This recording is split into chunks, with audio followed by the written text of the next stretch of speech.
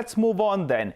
Hindalco reported a mixed set of numbers in the first quarter. Now, its aluminium business did well, but the copper business was a bit of a disappointment. CNBC TV18's Nisha Podar caught up with Satish Pai, the MD of Hindalco, and began by asking him about the factors that impacted the past quarter's performance. Let's listen in. So the aluminium results, as you rightfully pointed out, was slightly better than the Q1 of last year, which is quite spectacular in a very bad quarter like this. And the result was good because we managed to keep our smelters and refineries running through the COVID. The input cost, especially the cost of coal, was much better than we expected. And we could sell 303 KT because 80% of it we exported, which is why lower input costs along with strong exports helped the aluminium business give an 856 crore EBITDA, which was slightly higher than the Q1 of last year. The copper business, as you say, was a little bit negatively impacted because the copper smelters in Dahej were shut down during the month of April and half of May. So we lost half the quarter because these smelters were shut down and they were running only for half the quarter.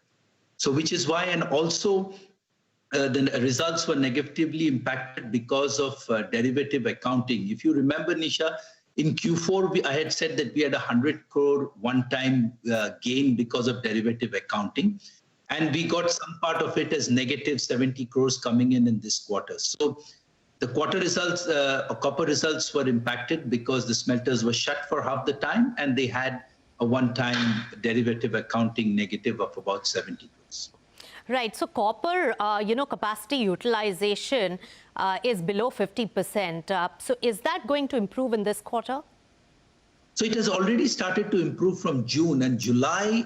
And now what we're seeing in August, the demand has come back to nearly 80% of the January-February level. So both for aluminium and copper, Q2 is going to see, I think, demands back to where they were last year. All right, so demand back to what it was in the last year. That's a very strong statement and a very positive one coming in. But are you also alluding to this when it comes to the global business? You have a large global business as well. So which are the sectors really performing well on that front? And how is the global demand panning out for you?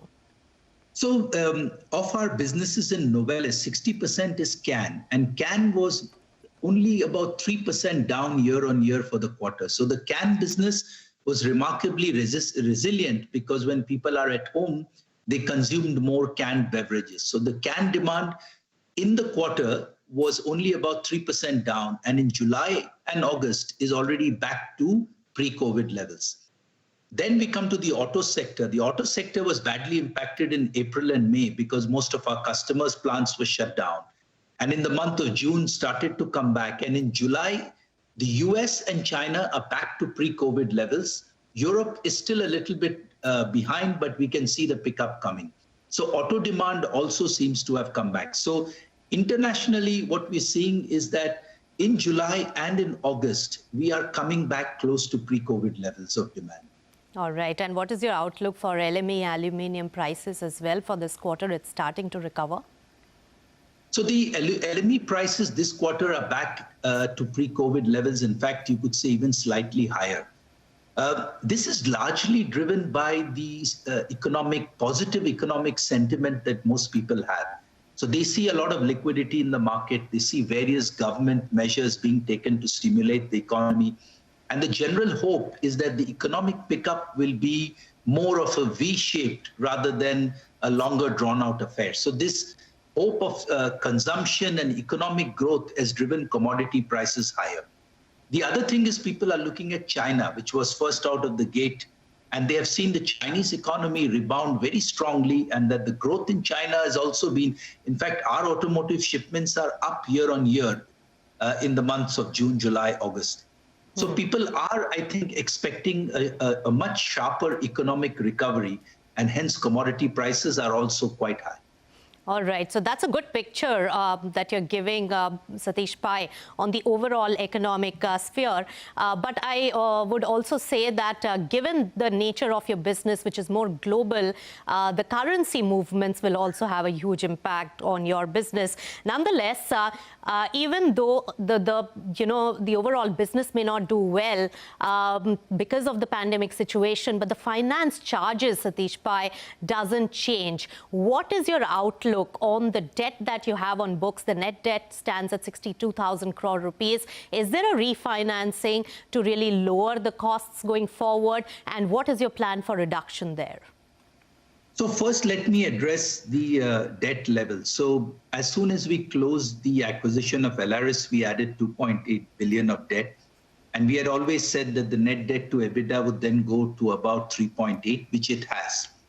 Now, we have also committed to the market that 3.8 will come down to the low threes in the next 2 years.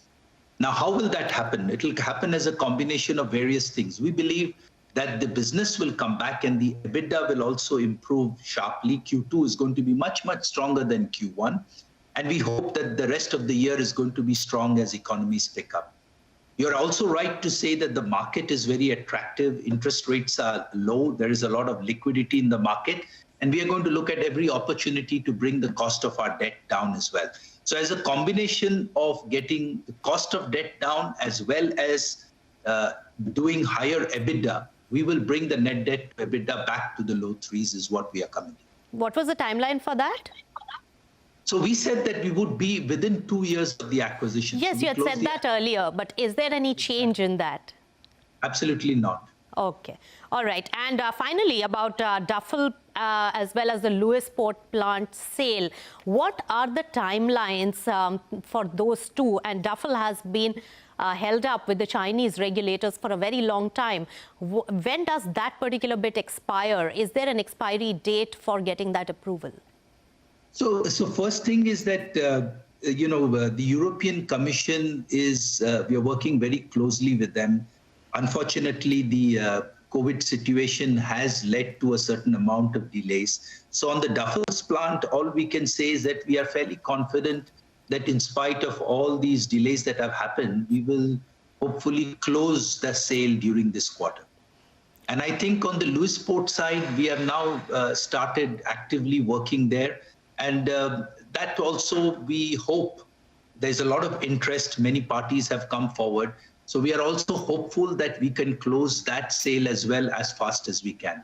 I think it's in interest of Hindalco and Novelis to make sure that these two divestitures happen in a timely fashion. Of course, but what about the valuation expectation for Duffel? You're getting $350 million. For Lewisport, what is your expectation there? So we certainly hope, Nisha, I can't give any expectations. We certainly hope that with the amount of interest we are seeing, the number of companies that have come forward, and also the fact that it is an automotive ready plant, we certainly hope that we will get a fair value for that plant. All right, so that was the management of Hindalco guiding for their net debt to reduce from close to around 4 times EV to EBITDA, right now close to around 3 times debt to EBITDA, that is. So we will keep an eye out.